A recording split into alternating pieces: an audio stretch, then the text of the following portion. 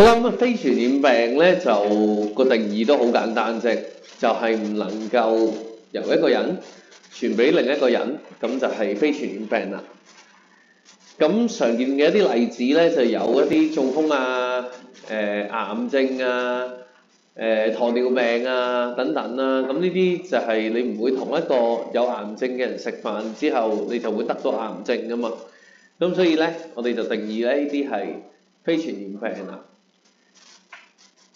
咁啊，非傳染病咧有好多唔同嘅成因嘅，咁有一啲係遺傳因素啦，咁亦都係同生活嘅習慣係有關係㗎啦。譬如你飲食中意食啲咩嘅咧？有冇做運動咧？有冇一啲唔好嘅習慣，譬如食煙啊等等咧？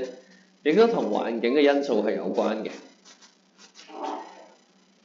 咁香港10大常見嘅癌症啦，咁都好粗略咁俾大家望下啦。咁咧喺以前年代咧，的而且確咧好多人就患肺癌嘅，因為咧以前年代咧10個人入邊咧可能有5個人都食煙嘅。咁不過咧就隨住教育越嚟越好啦，咁同埋啲煙越嚟越貴啦，咁所以咧就少咗人有肺癌。咁反而咧啲人而家多咗錢嘅話咧，就會係食一啲好啲嘅嘢啦。咁以前咧就3餸1湯咧一定會有一個菜嘅，咁啊依家咧就可能菜就好少食啦咁樣。咁所以大腸癌咧亦都越嚟越多啊咁樣。咁癌症呢樣嘢係咩嚟嘅咧？癌症係你任何一個器官或者任何一個組織咧都有機會會有嘅一個不受控嘅分裂啦。咁其實好多癌症啊，咁常見有肺癌啦、腸癌啦，咁乳癌啦應該有聽過啦，皮膚癌啊，甚至乎咧血癌啊、骨癌啊、神經都會有癌症喎。咁總之係你任何一個身體嘅組織或者器官咧，佢不受控咁樣分裂咧，咁就會係癌症啦。好啦，咁癌症嘅形成咧，點解會無啦啦有癌症咧？咁咧其實咧係同啲 DNA 出現嗰個突變係有關係嘅。嗱，咁咧通常件事係咁樣嘅 ，DNA 咧正常嘅分裂咧係受控制嘅。咁點解啲 DNA 分裂會受控制，唔會無限咧？嗱，你諗下無限有咩問題喎？就係如果我個肌肉佢受損咗，我生翻一嚿出嚟，咁1換1就 OK 啦。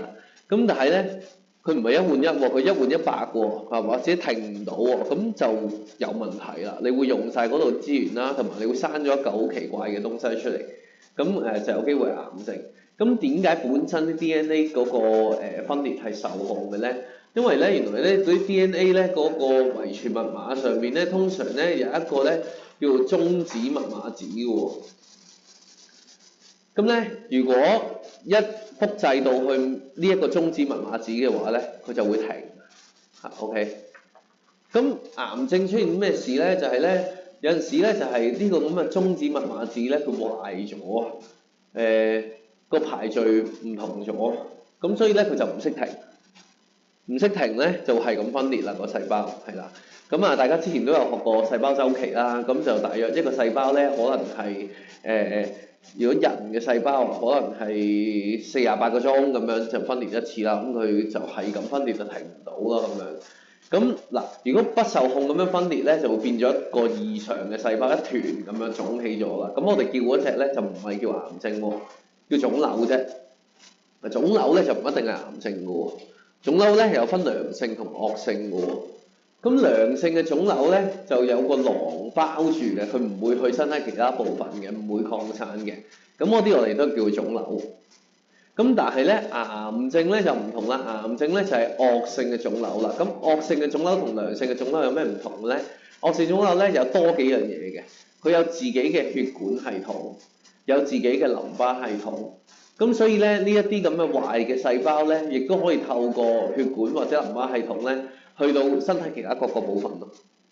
咁咧，佢係一個壞人嚟㗎，咁咧佢就會教壞埋咧好嗰啲細胞嘅。OK，咁所以咧，一個人如果某一個位生癌症嘅話咧，咁去到好後期嘅時候咧，佢擴散咗咧，咁就會令其他器官都生癌症㗎啦。咁所以咧，通常咧，末期癌症啲人咧就唔係淨係得一個位有癌症嘅，可能佢初本身係肺癌，咁但係咧，逐漸咧啲癌細胞擴散嘅時候咧，就好多地方都會有癌症咯。OK，得唔得？唔同嘅地方癌症俾大家望下。呢個係舌頭癌啦，同食煙係絕對係好有關係啦，因為香煙嘅煙霧就會致癌啦，咁香煙嘅煙霧成日接觸佢條脷啦，咁就會舌癌啦。用漱口水都係嘅噃嚇，或者你成日飲用一啲高濃度嘅酒精啊，咁都係會舌癌嘅，係啦咁樣。咁呢個係咽喉癌咯，咁即係你個聲帶生癌症咯，咁都係同食煙係有一個好大嘅關係啦嚇，或者你個聲帶成日受損啊、發炎啊，你唔理佢啊，照係咁講嘢啊，咁都會有出現咁樣嘅問題。好啦，咁癌症有咩高危因素咧？嗱，冇人會有想要癌症㗎。咁癌症有啲乜嘢會導致我哋容易啲患上癌症咧？咁有幾樣嘅。第一咧就係致癌物啦。咁致癌物咧，世衛咧就會將唔同嘅致癌物咧就分級㗎。有啲嘢咧係有一個明確嘅致癌性啊。咩叫明確致癌性咧？就係基本上咧，佢根據實驗或者根據觀察咗多年咧，通常接觸得嗰樣嘢多嗰啲人咧，都必然會獲得癌症或者個獲得癌症機會率好高嘅嘢，咁就係呢一紮嘅東西啦。係啦，咁佢可以係一啲好實在嘅化學物，或者咧佢係一啲能量嘅輻射都得㗎喎。咁譬如太陽輻射啦，即係紫外光啊。咁紫外光佢成日曬太陽，但係如果你皮膚本身係好白嘅，譬如係澳洲嗰啲人啦、白種人啦，咁佢又好中意曬太陽咧，咁佢就容易啲患上皮膚癌啊咁樣咯。咁另外仲有一紮嘅東西都係有好明確嘅致癌性，咁我哋叫嗰啲做一級致癌物啦。OK，咁常見嘅例子有呢一紮啦，你想知邊個可以介紹少少俾你聽啦。呢個啊。係啊，發毛啊！你識啲嘢喎。係啦，冇錯啦。通常咧就係啲木製嘅嘢嘅。唔知嗰日咧哋 BBQ 咧，咁就我嗰台老師燒嗰台咧，我哋用啲竹籤去篤嗰啲嘢食啊。我知道咧 Miss Lam 咧就之前買落嘅嗰啲工具，咁所以我第一個問題咧我就問 Miss Lam 咧就啲竹籤幾耐之前買㗎？咁佢話1年之前買嘅。咁我話咧就最盡用埋今年好嘅喎，就唔好再用多年喎，因為我哋都剩翻好多。咁木嘅嘢咧係會發毛嘅，因為木係死物嚟㗎嘛。咁空氣個真菌咪將佢分解咯。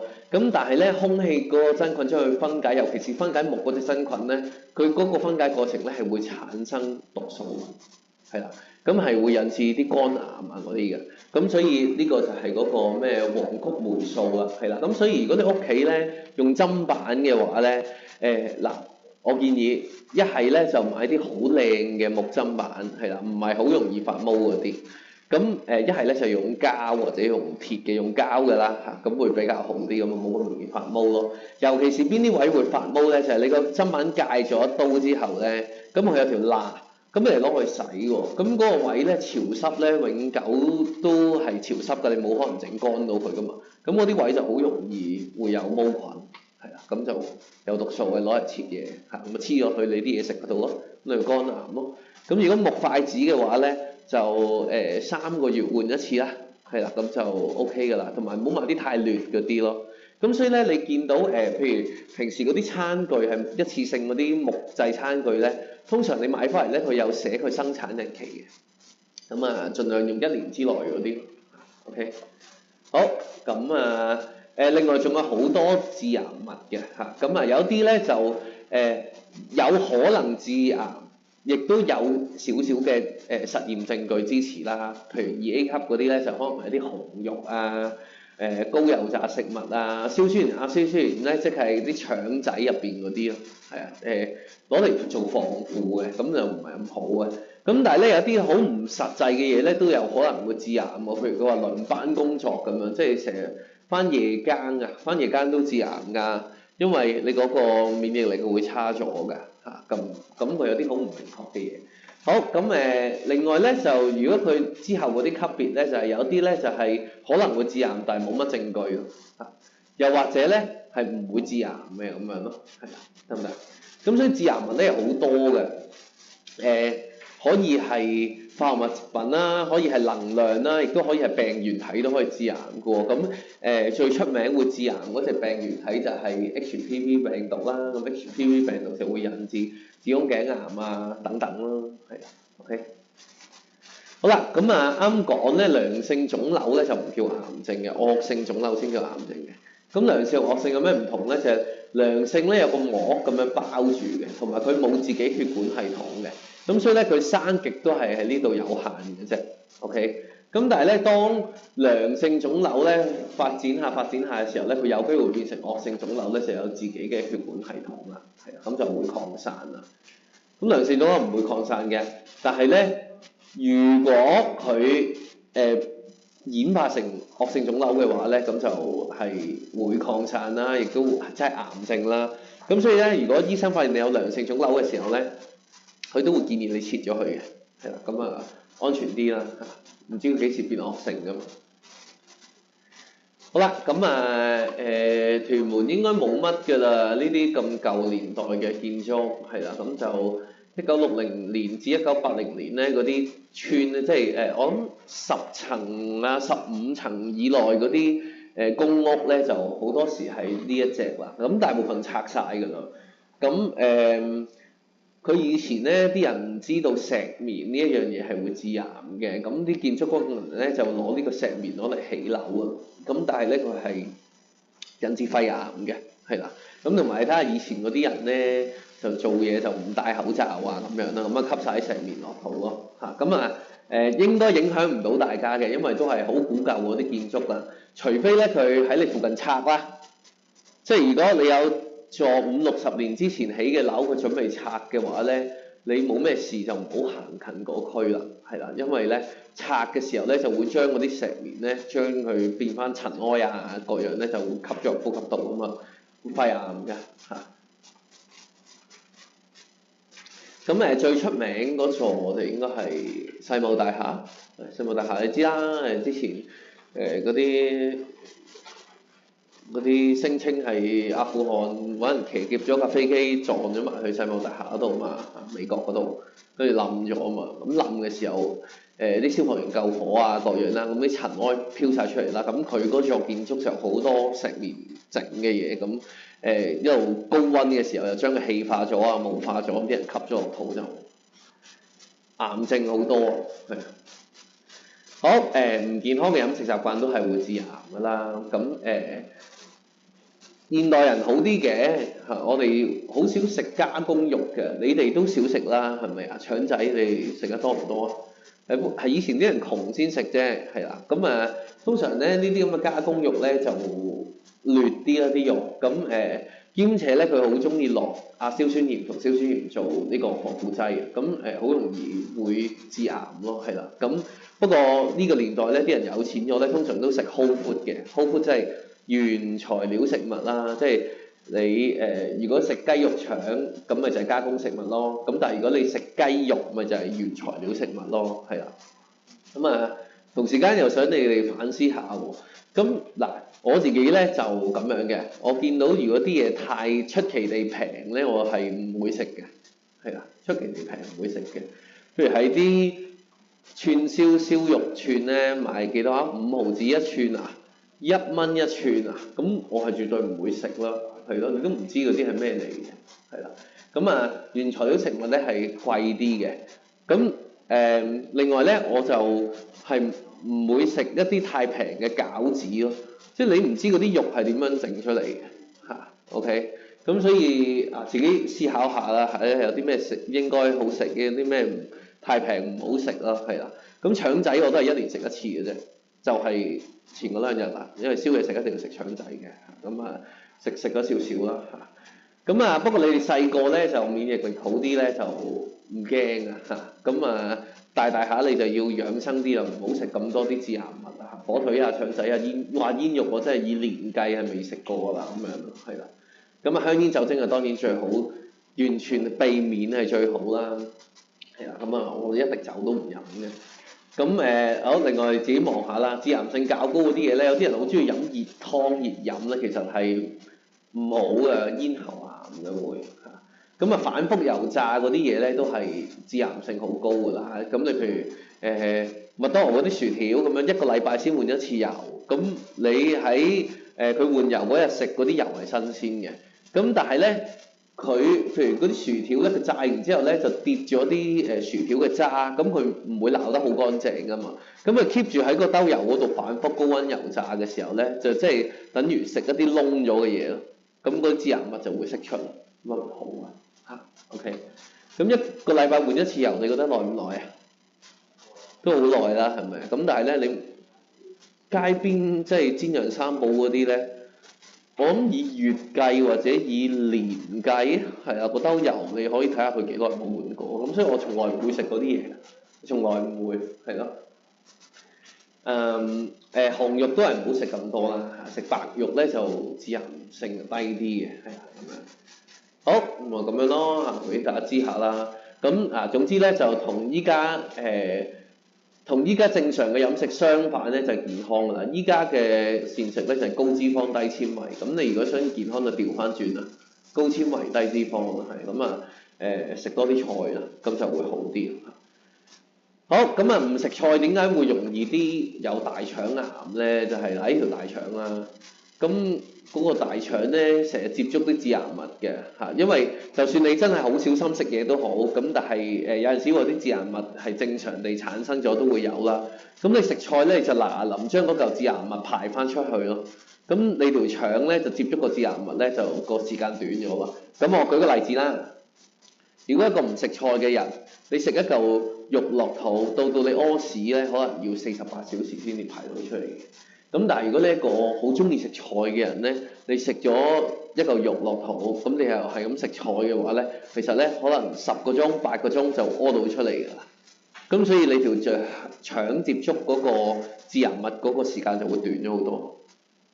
咁所以嗱排翻出嚟又好嘅，咁所以啲人成日就話要清下啲宿便就係咁解咯，就唔想條腸長期接觸致癌物咁樣。好，咁食煙飲酒唔使講啦。嗱，佢通常唔會就咁問你個生物學原理嘅，通常俾圖你分析下啦咁樣。咁如果食煙嘅話咧，就患上肺癌嘅機會率係好高嘅。咁當然啦，唔係必定患上肺癌，但係患上肺癌嘅機會率係高過一般人好多咯。咁佢呢度有一個咁樣嘅圖啦，咁啊英文都係好簡單嘅啫。嗱咁咧呢個咧never smoke， 即係從來都唔吸煙嘅人咧，佢會唔會隨住年紀患上肺癌嘅機會上升咧？係會嘅，係一個好輕微上升嘅趨勢嚟嘅。OK， 即係話一個從來唔食煙嘅人咧，其實咧佢都有機會患上癌症嘅，係正常嘅。OK， 咁但係咧，如果你係食煙嘅，即係上面嗰3個嘅話咧，咁就嗰個癌症嘅機會率高人哋好多啦。好，咁我先睇一個永久都唔戒煙嘅，永久都唔戒煙嘅話咧，佢去到70歲左右啦，呢度70歲左右咧，佢患上肺癌啦，個機會咧就大約係16% 咯，係咁真係好高㗎咯喎。OK， 咁但係咧，如果你從來都唔食煙嘅話，患上肺癌嘅機會咧，你去到75歲咧都係0.5至1% 咯，咁所以係一個好明顯嘅差異嚟嘅。咁下邊呢兩個咧就係話佢幾多歲戒咯。如果30歲戒嘅話咧，就個機會率都唔係好高啫，患上肺癌可能係1-2% 啦。50歲戒就高好多咯喎。咁你一路 keep 住食唔戒嘅話，就會再高好多咯，係啦。咁其實都同個年紀有關係啦。咁我可以好籠統啲咁樣講啦。就係你細個嘅時候咧，因為我哋個免疫力好啲啦，即使我哋產生咗癌細胞出嚟咧，我哋個身體個免疫力免疫系統都會將嗰啲癌細胞殺咗，咁你嗰個患上癌症嘅機會率係相對低嘅。咁但係咧，你到50歲嘅時候咧，你個免疫系統係差，咁呢個時候咧，你再有癌細胞咧，有機會係殺唔到啲癌細胞，咁個癌細胞就發圍啦喺呢個身體嗰度 ，OK， 咁你就會患上癌症咯，就係咁解啦。咁所以咧，我都可以好籠統啲咁講咧，就係如果你細個誤入歧途啦，我咁樣講啦，食煙，但係你20歲戒咗嘅話咧，其實對你嘅影響係好輕微嘅。但係咧，如果你 keep 住持續食幾十年咧，譬如你去到60歲先覺悟啊，即係開始咳出血啦先戒咧，咁其實你患上癌症嘅機會咧就比一般人高好多咯。係啊，就係咁樣。係啊，咁我唔係鼓勵大家有煙趁早食，咁最好係永久都唔食嘅。係啦，咁啊最好都唔食咧，就係嗰個患癌症嘅機會係最低啦。係啦，咁同埋咧癮係好難戒嘅。當你持續做一樣嘢做咗幾十年之後咧，你好難會戒得甩㗎啦。係啦，咁所以呢個圖度咧有幾樣嘢分析到啦，就係咧患肺癌嗰個風險咧，隨住吸煙嘅年期成正比，亦都同吸煙嘅數量成正比喎。咁喺呢個圖度睇到啦。咁啊，每日食20支，第一佢啊好有錢啦，第二就係佢就應該都好難戒，20支應該係一包係咪？一包係20支啊，係咪？係啦，咁所以就佢患癌症嘅相對風險就會高過一般人好多，係啦。咁啊吸煙係肺癌主要原因啦，呢個絕對係㗎啦。咁但係吸煙都會引起好多癌症㗎喎，譬如食道癌啊、胃癌啊、膀胱癌啊嗰啲都係會吸煙引起㗎。因為咧，你吸煙吸咗嗰啲化學物品咧，佢第一時間接觸你個肺啦，咁所以肺癌機會最高啦。咁但係之後佢會入血㗎嘛，咁嗰啲血液係會經過你個血液系統流經全身㗎喎，嗰啲致癌物，咁所以咪都係會致癌咯，係咪？好啦，咁啊，所以及早戒煙啦。如果你依家有食煙嘅話，係啦，咁佢依家呢啲煙咧都係講緊香煙啊，即係傳統香煙啊。咁電子煙咧就冇統一嘅數據咯，係啦，咁因為電子煙咧就唔係政府規管嘅，其實佢加啲咩落去都唔知咯，係啊，咁樣嘢都要驗嘅，咁所以好難咁樣講啦嚇，咁不過都係唔食就一定係最好噶啦。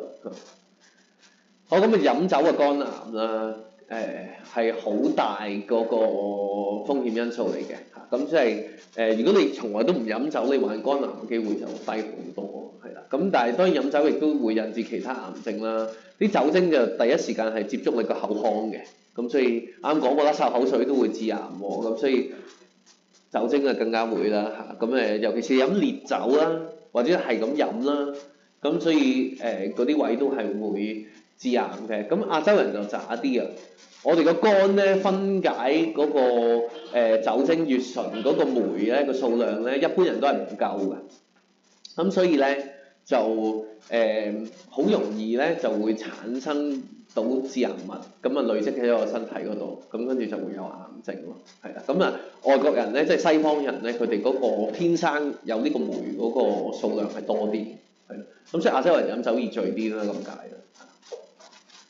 好，咁啊啱講咗一啲唔健康嘅飲食啦，唔健康嘅生活習慣啦，咁啊到講下啲病毒細菌都係會致癌嘅喎，HPV 就係其中一個啦。咁所以先要打子宮頸癌預防針啫嘛嚇。咁咧去到呢度咧就有啲模糊咗嗰個非傳染病啦。咁到底俾病毒感染，病毒可以人傳人啦？佢算唔算係傳染病咧？咁又要值得思考下喎。嗱，雖然咧我就唔會喺另一個人因為佢子宮頸癌，我就會同佢一齊食飯獲得子宮頸癌啊。咁但係子宮頸癌嗰啲病毒咧，通常喺啲生殖器官嗰度㗎噃。咁即係話你同嗰個人接觸嘅話咧，就容易啲有子宮頸癌啊咁樣咯。嗱，咁所以咧子宮頸癌就梗係好差啦嚇。咁所以女同學就要打針啦嚇，打嗰個 HPV 預防針啦。咁依家係免費打㗎啦，政府有好似係5價疫苗係差啲嘅，咁就俾所有女同學係免費打嘅。咁如果你想打高級啲嗰啲9價疫苗咧，保護力高啲嗰啲就要自己俾錢打啦，係啦。不過你哋嗰屆我唔記得咗係咪你有冇打？你有冇打？你哋知小6嘅時候有冇打？係啦，咁咪有打咯，有打咪好咯，係啊，好似係5價疫苗咯。咁冇打你就自己俾錢打翻啦嚇 ，OK。咁唔同細菌啊或者病毒咧都會引致唔同嘅癌症嘅。胃癌咧就抽嗰啲人個胃組織液體咧就發現幽門螺旋菌，咁就覺得咧幽門螺旋菌咧係咪產生咗啲毒素令到胃癌嘅機會上升咧？咁乙型肝炎就係肝癌咯，係啦。不過乙型肝炎大家唔使擔心啊，打晒針喎，我哋細個嘅時候已經係啦。除非你係乙型肝炎帶菌者生出嚟，兼且你感染到啦，否則我哋都唔會有乙型肝炎，因為我哋有打針嘅，係啦。OK，咁啊最近咧啲發現咧就話咧，如果你個口腔唔清潔啊，都會引致胃癌嗰啲嘅。咁其實個邏輯都好易明啫。細菌某部分細菌係會引致癌症嘅，咁口腔入邊嘅細菌都可能會啊。咁你成日唔清潔個牙齒，咁口腔入邊啲細菌分泌咗好多毒素嘅時候咧，咁你吞咗落個肚度啊，或者長期喺個口入邊有佢培養啊，咁咪又係會致癌咯，咁樣。係啊，我諗我自己睇啦嚇，有興趣係啦。咁預防子宮頸癌咧都係最緊要都係打疫苗啦，係啊。好，跟住D 咧就係一啲高能量嘅輻射咧，會引致癌症㗎。咁譬如大家好出名嘅切爾諾貝爾核電廠啦，幾十年之前喺烏克蘭入邊嗰個核電廠啦。如果大家有興趣詳細了解下啲歷史咧，都可以去 YouTube 睇下。咁啊最近唔知你有冇睇一個 YouTube 拍叫明仔啦，咁佢都拍咗個切爾諾貝爾嘅核電廠發生咩事咁樣，係啦。咁近你哋多啲嘅話咧，就係福島核電廠啦，有泄漏輻射啦咁樣。咁嗱，其實係咁樣嘅，我哋個細胞正常咧，佢就正常分裂嘅。咁我當話嗰個動物細胞啦，咁我哋啲 DNA pad 喺個細胞核入邊係裝得好好噶嘛。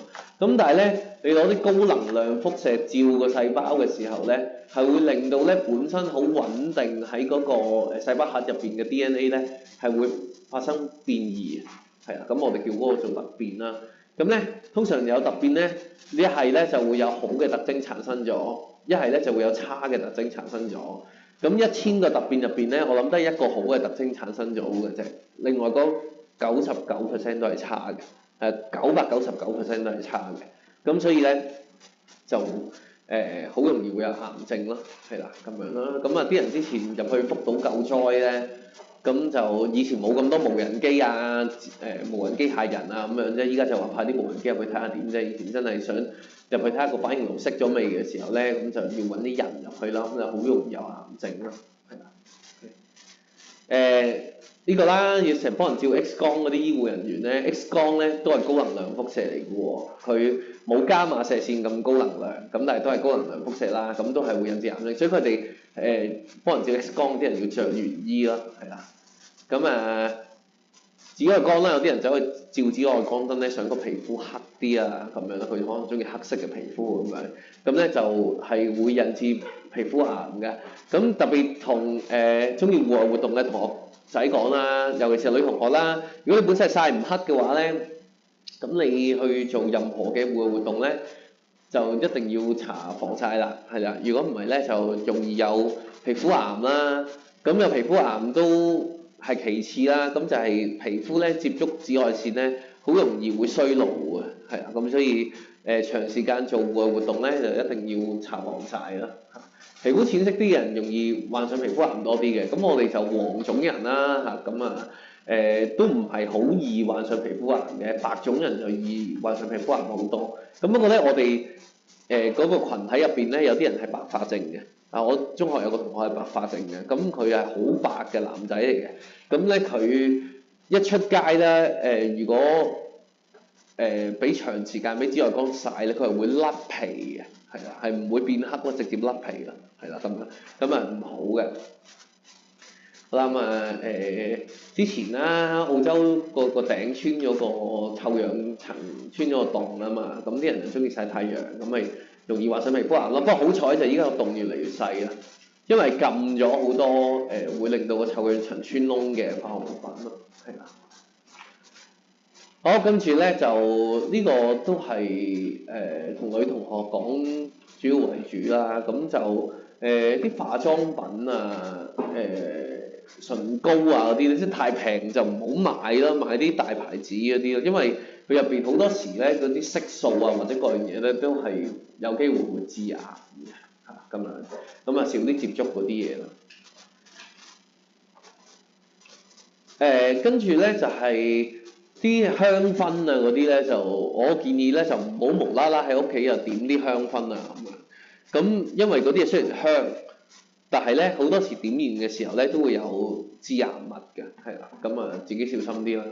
好啦，遺傳呢個冇得揀嘅，遺傳咧就係你個家族有致癌基因咯，咁你就會容易獲得癌症多少少喎。嗱不過咧你有呢個致癌基因咧，就不等於你有呢個癌症。嗱呢個咧好多人有呢個謬誤㗎，咁我有個致癌基因係咪一定有癌症咧？唔係嘅，有致癌基因咧只係大機會係啦，較大機會咧患上癌症。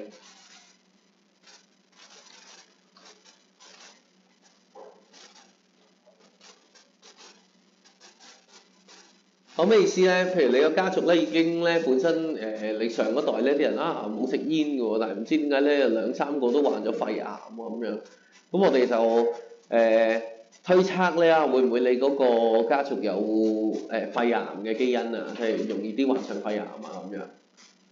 咁啊，去到你嗰代係咪你一定患上肺癌咧？咁都唔一定嘅。但係如果你本人咧仲繼續更加食煙嘅話咧，咁你就患上肺癌個機會咧，再比一般嘅吸煙人士更加高，係啦，咁好容易肺癌啦咁樣。咁所以咧你有致癌基因唔一定會有嗰個癌症，你可以透過其他一啲良好啲嘅生活方式咧，降低翻個機會。OK， 得唔得？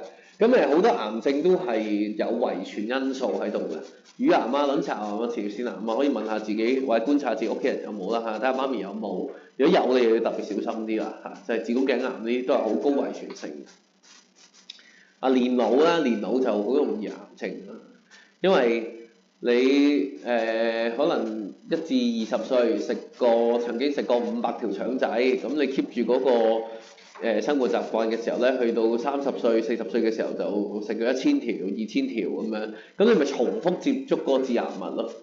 咁你一次又冇事啫，你食100次、食1000次，咁就會令到個 DNA 突變個機會就高啲啦，係咪？咁重複接觸嗰個致癌物啦，同埋咧最慘咧就係咧個免疫系統差咗啊！我哋即係去到老年嘅時候咧，冇咁好殺到癌細胞啊，啲白血球已經唔 work 啦咁樣，咁所以咧就容易啲有癌症咯。大過咗年紀嘅時候，我諗癌症點醫咧？癌症都離不開幾個方法啦。一係切啦，一係咧就放射治療啦，標靶藥物啦。標靶藥物就高級啲嘅方法嚟啦，化學治療。咁最新仲有免疫治療添。嗱咁先講手術先啦。嗱，如果有得切嘅話咧，其實好多時咧都係較早階段發現嘅，係啦。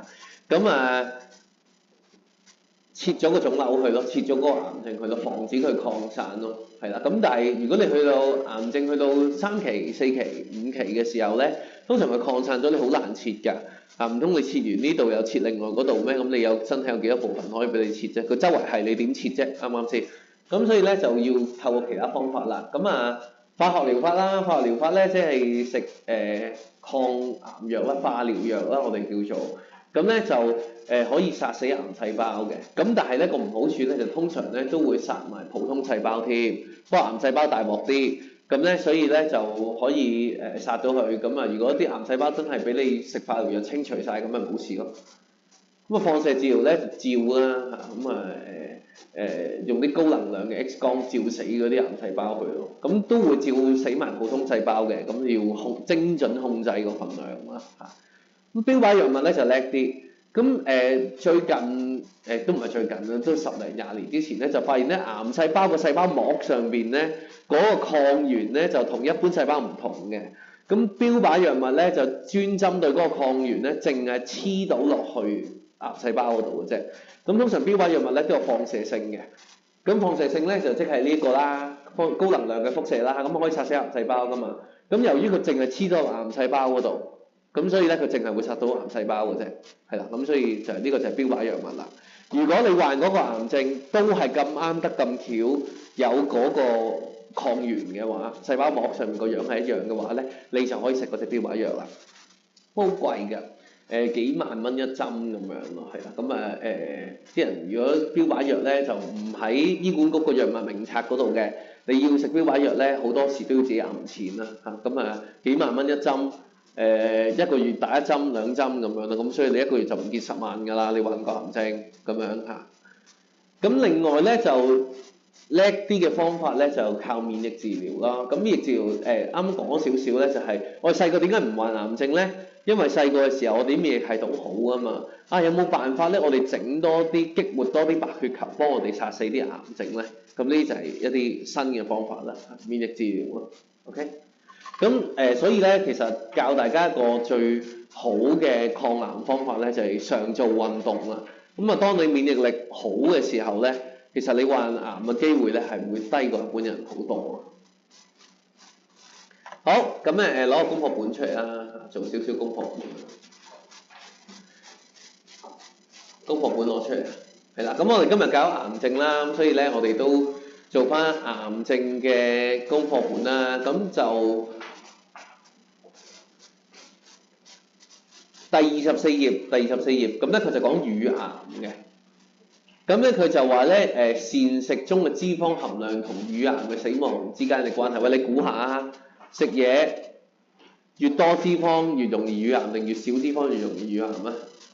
咁越多啦，係咪？咁所以咧我哋都可以睇下咧，佢話哇，如果膳食中嘅脂肪含量咧係去到30-40% 嘅話咧，咁佢患到乳癌咧，每10萬人咧就有20個咁樣啦，就會死於乳癌咁樣嚇。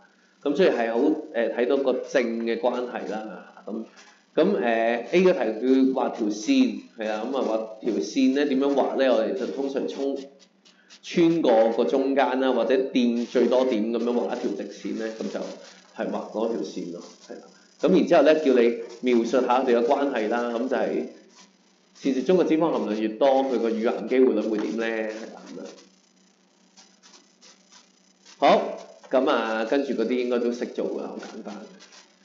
好，咁睇下仲有冇癌症嘅題目啦，再做多條啦。呢個高階思維題啊，第28、29頁，係啦。咁咧都係啦，如果佢考慮癌症咧，唔會就咁問你乳癌的成因是什麼？問號咁你淨係答遺傳咁樣就好少咁樣，通常俾啲數據嚟分析嘅。咁咧一齊睇題目咯喎，咁呢度有2幅圖啦，咁就係某個城市女性人口按年齡組別子宮頸癌發病率同埋死亡率。嗱，咁我唔使睇都知啦，應該隨住年紀上升，子宮頸癌嘅發病率同埋死亡率會越高。細個嘅時候患子宮頸癌嘅機會率應該低啲啦，死亡率應該低啲啦。咁跟住然之後咧，佢就圖2咧就顯示咧就該城市入邊咧，按年齡組別登記子宮頸癌普查計劃嘅百分率，即係話子宮頸癌普查，即係睇下佢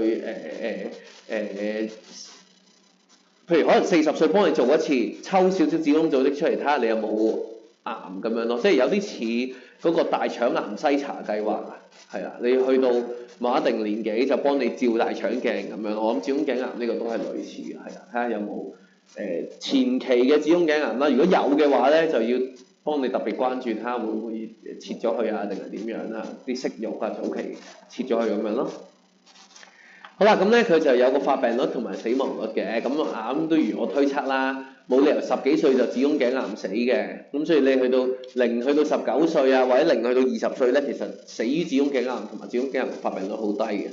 咁但係咧，隨住年紀上升咧，個發病率就越嚟越高，咁死亡率都會越嚟越高啦。OK。咁跟住咧就登記做嗰個子宮頸篩查計劃百分比咧，就係冇人咁後生登記做嘅，因為我20至24歲有冇需要登記做咧？咁其實個需要好細啦，20至24歲咁好少人有子宮頸癌嘅咁樣，咁但係隨住年紀上升咧，登記個率就高啲啦，咁後期又冇到後期又少啲咁樣啦。咁跟住咧就佢都有幾題題目就要你做，第一就係比較下嗰個子宮頸癌發病率同埋死亡率嘅趨勢，即係話呢兩條線有咩關係啦？個趨勢呢兩條線。好，咁跟住佢問點解20至24歲嘅人咁少人做子宮頸癌嗰個篩查？咁我都講咗俾你聽啦。好啦，咁所以今日功課就係呢3頁啦。28、29係同一題嚟啦，同埋第24頁啦。OK。